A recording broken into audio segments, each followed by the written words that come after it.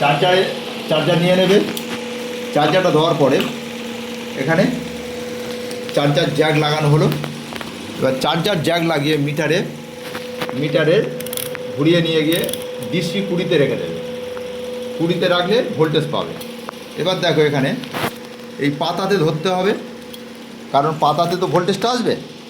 তাহলে পাতাতে দেখো, এই যে পাতাটা আমি উল্টে নিলাম, এই 1 নম্বর আর 20 নম্বর এইটা হচ্ছে কিন্তু পাতার পিন নয়, কিন্তু এটা হচ্ছে পাতার অন্য লাইনগুলো রয়েছে। শুধু ভোল্টেজ লাইন হচ্ছে 2 ধারে মোটা যে পাত আছে, একটা পাত আর একটা পাত।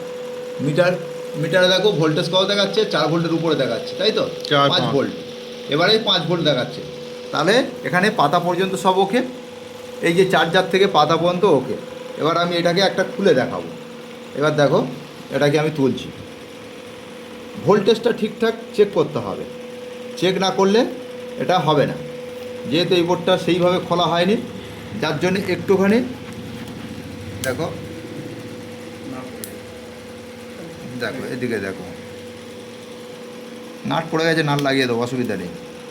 দেখো হার্ডডির সঙ্গে রিঙ্গার থাকে, ঠিক আছে, হার্ডডির সঙ্গে রিঙ্গার, এটাকে সরিয়ে রাখবে। এই যে হার্ডডির সঙ্গে এটা রিঙ্গার, এই যে রিঙ্গার হার্ডডিস এইভাবে কিনতে পাওয়া যায়।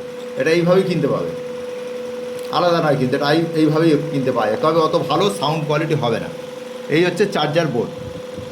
চার্জার বোর্ডে দেখো নাট লাগানো আছে, চার্জার বোর্ডে নাট লাগানো আছে।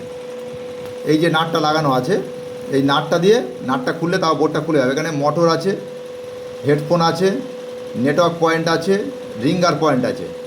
এটা নেটওয়ার্ক পয়েন্ট হয়ে সেখানটা চার্জার পিনের এখানে এই যে আইসিগুলো লাগানো আছে, এটা কিন্তু চার্জিং আইসি লাগানো আছে। এই আইসিগুলোর মধ্যে দিয়ে লাইন যায়। এখানে দেখো নেটওয়ার্ক তার এসছে, এই যে নেটওয়ার্ক তার এইভাবে দেখো এখান থেকে এসে এই বোর্ডের উপর পর্যন্ত চলে এসছে, ঠিক আছে। এটা হচ্ছে চার্জিং আমাদের নেটওয়ার্ক লাইন। এই তারটা ঠিকঠাক না বসালে প্রেসার পড়লে কেটে যাবে। এটা হচ্ছে পাতা। এবার পাতাটাকে তুলে দেবো, এই যে মাঝখানে ধরবো, তুলে দিলাম, ওকে। এইবার চার্জার বোর্ডটা লাগাবো, দেখো এই লাগিয়ে দিলাম। এটা টাইপ সি আছে, দেখো এটা টাইপ সি ডাটা দুদিকে, যেদিকে পারো ঘুরিয়ে দেবে, কোনো অসুবিধা নেই। দিয়ে দিলাম, দিয়ে দেখো এবার আমি এখানে ধরবো, এখানে কিচ্ছু হাত দেবো না। চার্জার পিন ভালো থাকলে কিচ্ছু হাত দেবে না। আগে কানেক্টারে চলে আসবে, কানেক্টারে চলে এসে আমি ধরছি, দেখো মিটারে দেখো মাইনাস দেখাচ্ছে, মানে আমি ভুল ধরেছি, কিন্তু ভোল্টেজ ঠিক আছে। এবার আমি এটা ঘুরিয়ে ধরবো, এবার এটা ঘুরিয়ে ধরছি, দেখো এবার মিটারে দেখো মাইনাস নেই, তাহলে ভোল্টেজ ঠিক আছে এখানে। তাহলে আমি এটা কত হাত দেবো না, তাহলে ভোল্টেজ এখানে ঠিক আছে, ওকে। চার্জারটা খুলে দিলাম, বোঝা গেল। এবার আমি এটাকে বোর্ডটাকে খুলে দেখাবো।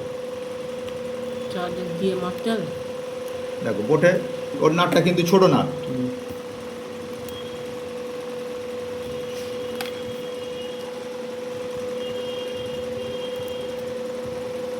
তার আগে নেটওয়ার্কের লাইনটা খুলে দেবে।